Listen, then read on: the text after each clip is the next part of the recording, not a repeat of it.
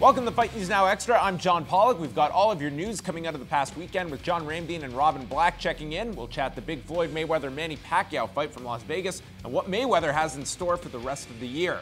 Plus, Bellator announces the signing of a noted kickboxer.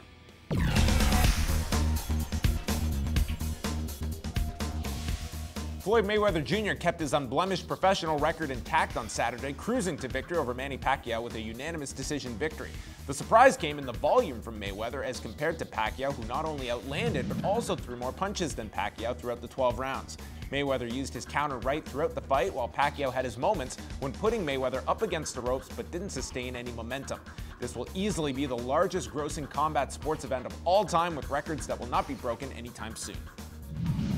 With the victory, Mayweather improves to 48-0, and with one fight remaining on his lucrative Showtime deal, he plans to fight one more time in September of this year, and then he will retire from the sport for good. If Mayweather were to go out with a victory, he would equal the record of Rocky Marciano at 49-0.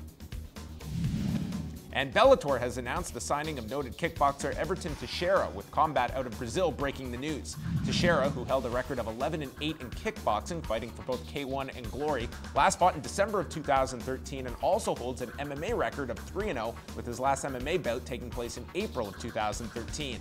The 33-year-old has not been added to any upcoming Bellator cards, nor has an opponent been announced as of yet. I'm here with John Ramdeen and Robin Black.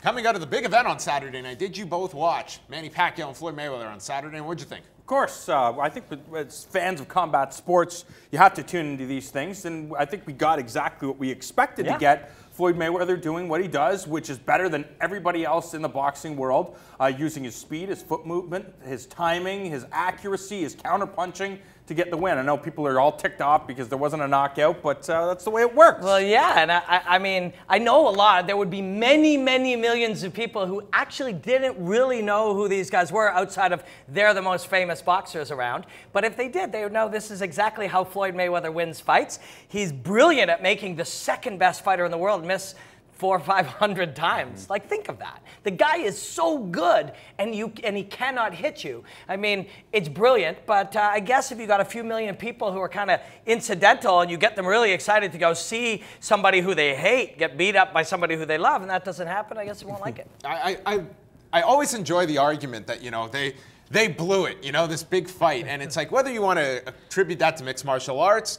the Super Bowl every year. If there's a stinker of a game, you know what? If it was the greatest game of all time, the majority of those people tuning into the Super Bowl are going to be nowhere to be found come week 3 of the following season. That's right. And we've seen in MMA, you know, 1.6 million homes bought UFC 100. And that was a great card. But that didn't mean the 1.6 were coming back the following month, or the month after that, or the month after that. 100%. There's always going to be fans. This was an event. This was sold on an event.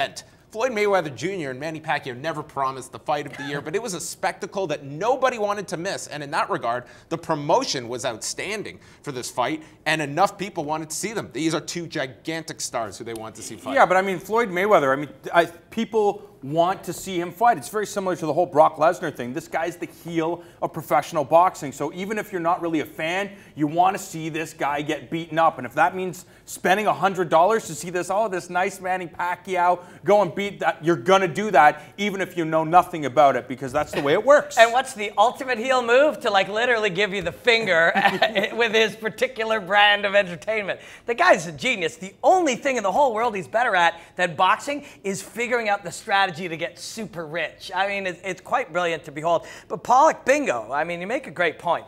Whatever it is, it's boxing, it's MMA, it's the world of video games. You know, Grand Theft Auto comes out, and everyone goes, well, I don't play video games, but I do need to see this one. Doesn't make you a video game guy. You don't go spend all your money on video games. There are these epic moments that transcend the actual niche. And hey, in a perfect world, can the epic moment get you a few extra people to join your niche? Maybe they can, but usually they can't, because Ronda Rousey gets a lot of people. Most of them the next week, like you said, don't suddenly become UFC obsessed. But when Ronda fights, it's a giant deal, and they'll come back, they'll watch. Same with Floyd fights. Yeah. It's the same. I mean, there are people that are just fans of the spectacle of what it is, and then you have your boxing fans, and I don't think there has to be this gigantic divide. And if you're a critic of the fight, listen, you bought the fight, and I think some of that is on you. This is a sporting event where this particular fight, I think you really knew what you were getting into going into it if you follow the sport.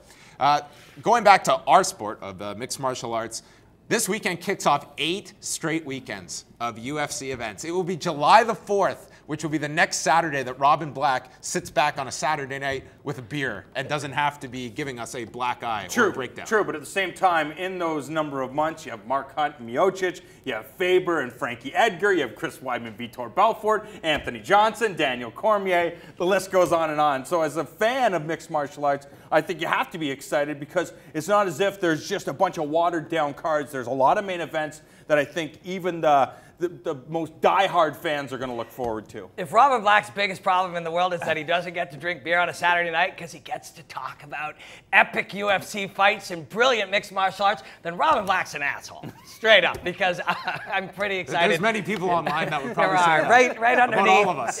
If this happens, you happen to be watching this on YouTube, you will notice a lot of people underneath will say Robin Black is an asshole. No. But not one of them will spell my name properly, so that's always solace that I take. Let's look ahead to quickly on Saturday night. You mentioned Stipe Miocic and Mark Hunt. Miocic is coming out of that war with Junior Dos Santos back in December. I think that this is a fight that you look from a technical standpoint, you favor Miocic, but Mark Hunt has just shown such an incredible, back end to his career that this is it's an intriguing heavyweight bout. Yeah, I'll go back and reference the time we had Firas here recently in the studio where he says, you know what I love is a lot of these older fighters that can, slow things down and think about what's actually happening inside of the cage. And I think Mark Hunt is one of those guys. And I know you go back and look at his fight with Junior Santos or with Bigfoot Silva, and there's a lot of carnage there. But that's what happens in the heavyweights. Well, one big bomb lands, it's like 50 punches landed by the 125-pounders. So for Mark Hunt to be at this stage of his career, considering the fact the UFC is ready to, write this guy off, say, yeah, we don't really want you here, I think it shows a testament that he is still willing to try to perform and train to get to the highest level. Hey, you can watch it right here on Fight Network this Saturday. That's Cheap so cool. plug from Robin Black, and that's all for us. Stay tuned for more Fight News Now Extra.